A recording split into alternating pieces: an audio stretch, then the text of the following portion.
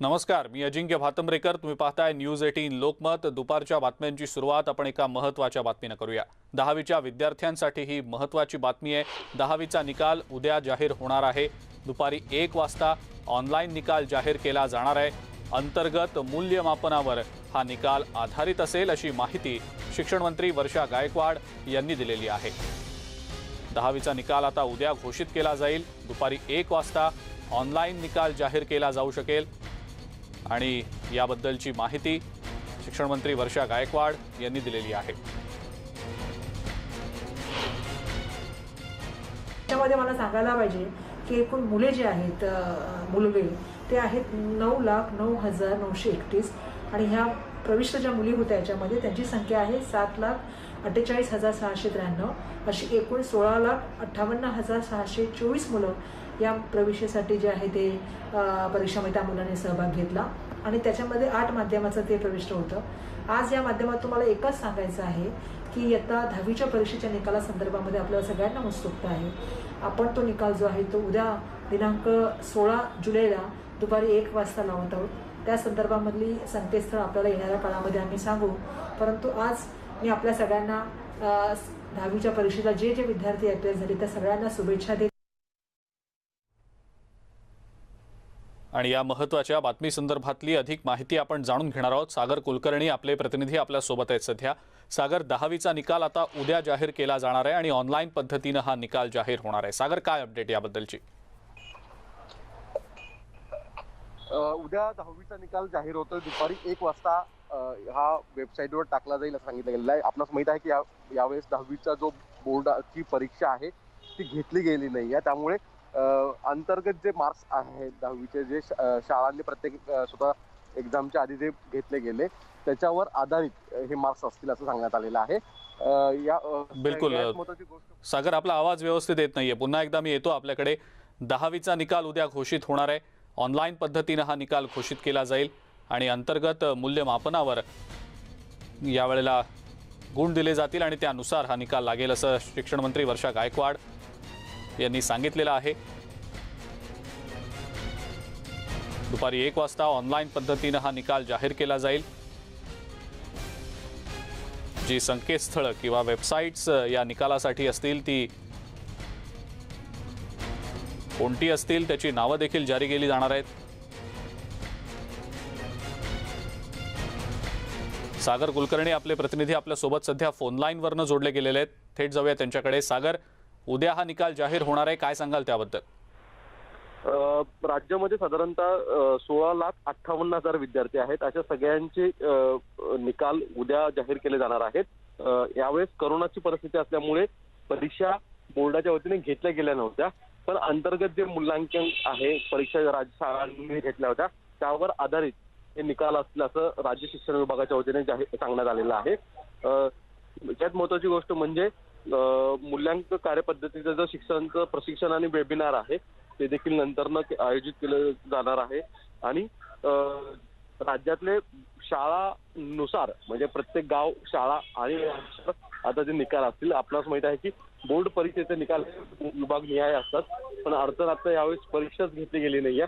त्यामुळे सर्च करताना संबंधित शाळेचं नाव, विद्यार्थ्यांचं नाव अशा स्वरूपात ते करावं लागणार आहे. नंबर नसणार असतात, जे प्रत्येक विद्यार्थ्याला एक नंबर असतो तो आता नसेल असं सांगण्यात येत आहे.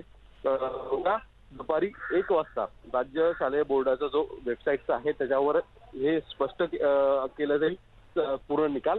गेले काही दिवस हा निकाल कधी लागेल अशी उत्सुकता होती, पण आता राज्य शासनाच्या वतीने सांगण्यात आलेलं आहे की 10वीचा निकाल हा उद्या लागेल. दुसरीकडे 12वीच्या निकालाच्या बाबतीत सुद्धा साधारणतः 31 जुलैपर्यंत निकाल लागणं अपेक्षित असल्याचं देखील सूत्रांनी माहिती दिलेली आहे. बिलकुल सागर, धन्यवाद. सविस्तर माहिती आपण दिलीत त्याबद्दल. पुढची बातमी बघूया.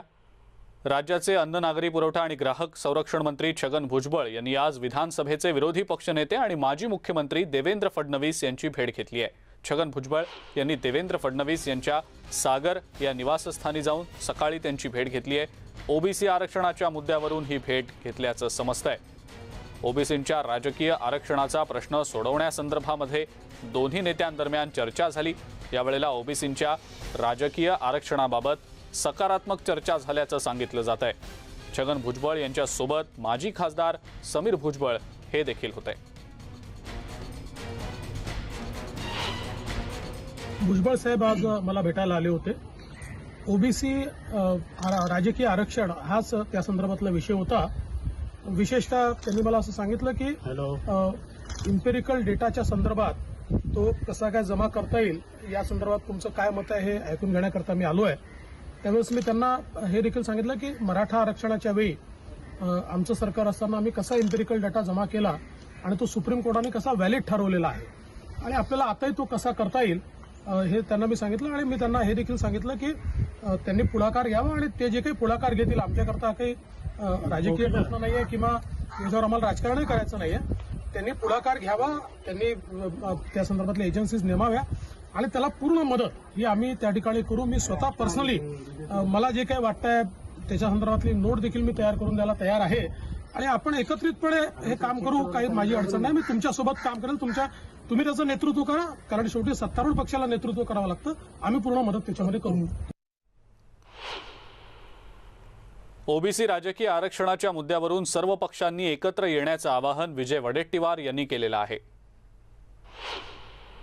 त्यांचं मत आहे, आमचं मत आहे, आम्ही एकत्र बसू। आम्ही त्यांनाही विनंती करतो की तुमच्या मनात तुम्हाला जर हे प्रश्न सोडवायचे आहेत, आम्हालाही हे प्रश्न सोडवायचे आहेत, तर आपण एकत्र बसू आणि त्या संदर्भात काय चांगला मध्यस्थी मार्ग काढता येईल किंवा मार्ग काढता येईल हे प्रश्न सुटण्यासाठी, तर एकमेकाशी चर्चा करून सोडवू।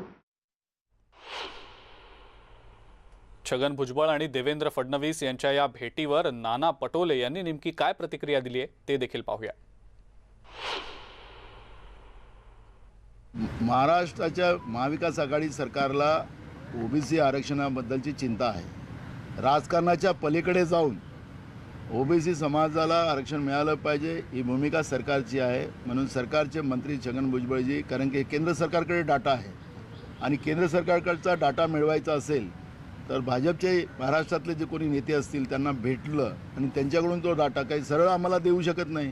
कारण की आपण पाहिलं असेल की स्वतः राज्याचे मुख्यमंत्री, उपमुख्यमंत्री अशोक चव्हाण साहेब गेलेत आणि ही सगळी भूमिका त्या ठिकाणी मांडलेली होती, पण अजूनपर्यंत केंद्र सरकारचा कुठलाही रिप्लाय त्याच्यामध्ये आलेला नाही। आणि म्हणून भुजबळ साहेबांच्या वतीनं सरकारचा जो प्रयत्न आहे की केंद्र सरकारने ओबीसी समाजाचा डाटा तातडीने दिला तर ओबीसी समाजाचा आरक्षणाचा प्रश्न सुटेल ही भूमिका घेऊन प्रामाणिक राजकारणाच्या पलीकडे जाऊन ही भूमिका घेण्याचं काम महाविकास आघाडी सरकार करते। महाविकास आघाडी सरकारमध्ये विधानसभा अध्यक्षपदावरून आता हालचाली सुरू झालेल्या आहेत। पावसाळी अधिवेशनात राज्यातील विधानसभा अध्यक्षपदाची निवडणूक होणार असल्याच्या चर्चा होत्या, मात्र विधानसभा अध्यक्षपदाची निवडणूक झाली नव्हती। त्यामुळे अजूनही विधानसभा अध्यक्षपद रिक्तच आहे। दरम्यान आता विरोधकांकडून कोणताही दगाफटका होऊ नये म्हणून आवाजी पद्धतीनं मतदान घेण्यासाठी महाविकास आघाडीमध्ये हालचाली सुरू झालेल्या आहेत। अध्यक्षपदाची निवडणूक नागपूर अधिवेशनाच्या कालावधीमध्ये होण्याची शक्यता वर्तवली जाते, मात्र त्यापूर्वी विधानसभा अध्यक्षपदासाठी असलेल्या मतदानाच्या नियमावलीमध्ये बदल करण्याचा विचार सुरू असल्याची देखील माहिती आता समोर येताना दिसते।